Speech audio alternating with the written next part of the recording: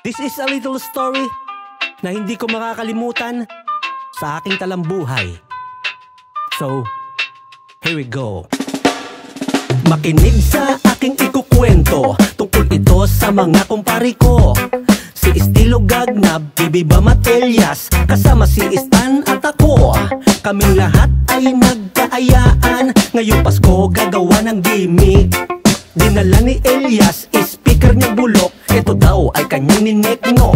Kaya biglang bumulong si Gagnab, subukan daw namin na mga ruling.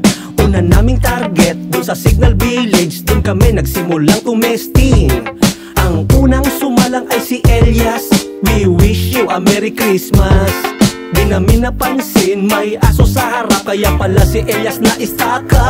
Nangaruling, inabol pa ng aso, tropa mong sumigaw, tol, bilisan mo. Nasira pa ang tsinelas ko, ang malas ko. Nangaruling, inabol pa ng aso, tropa mong sumigaw, tol, bilisan mo. Punas pawis, tuloy kaming mga loko. Pagkatapos naming umawit, kaming anim ay kabado na lahat.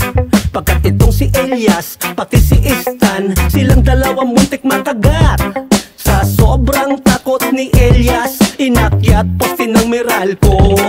Humingi ng tulong at napasigaw, asan ka na paring Estilo?